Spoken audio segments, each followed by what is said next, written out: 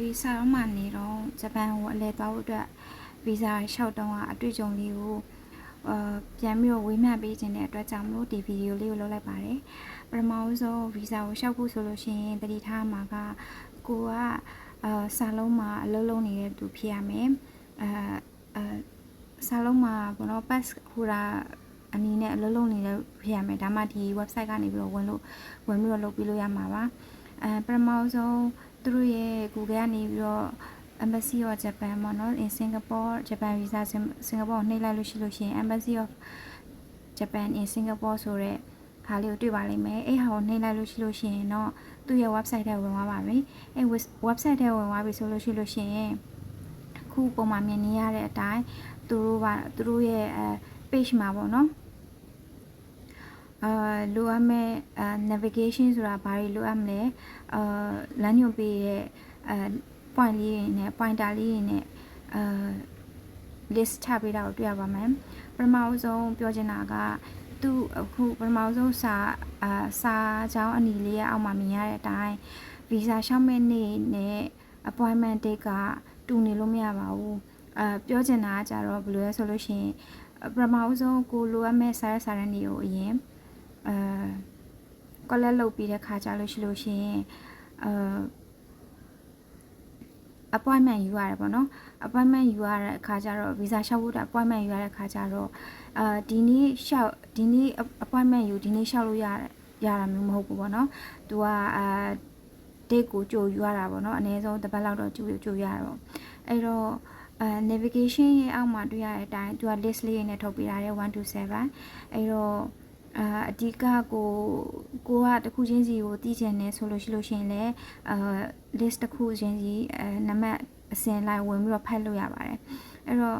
ဒီမှာတော့ကိုနဲ့သက်ဆိုင်မဲ့ဟာလေးကိုပဲထုတ်ပြီးတော့ပြောလိုက်မယ်ပေါ့နော်အဲ့တော့ပထမဆုံး2ကတော့ visa fee ပေါ့နော် visa fee ကကြတော့ကို visa လျှောက်လို့ရှိရင်လိုအပ်မဲ့fees ကိုပြထားတာပါဘယ်လောက် visa fee ကဘယ်လောက်ပေးရမယ်ဆိုတဲ့ဟာကိုပြထားတဲ့list လေးပေါ့နော်အမှ title လေးပေါ့နော်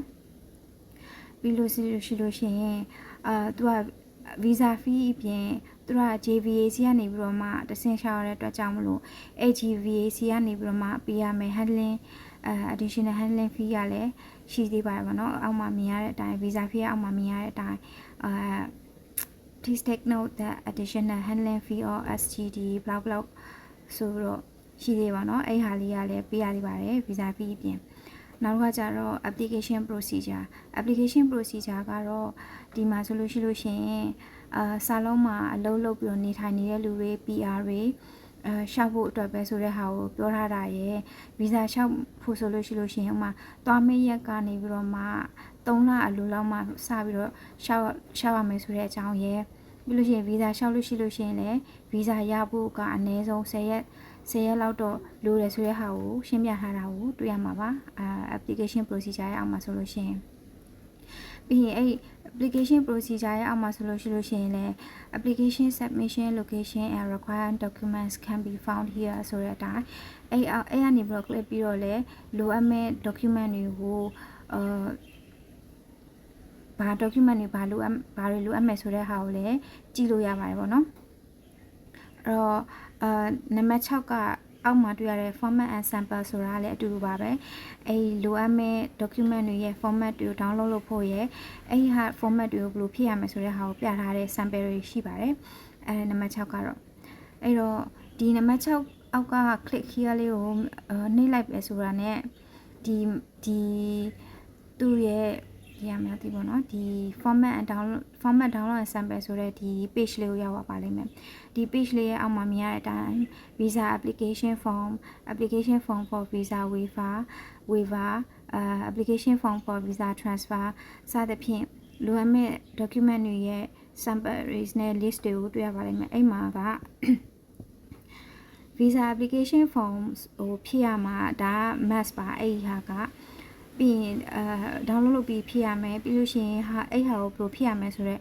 sample လေးကိုလည်းအောက်မှာပြထားပါတယ် how to fill out a visa application form ဆိုတဲ့ဟာလေးကိုနှိပ်လိုက်လို့ရှိရင်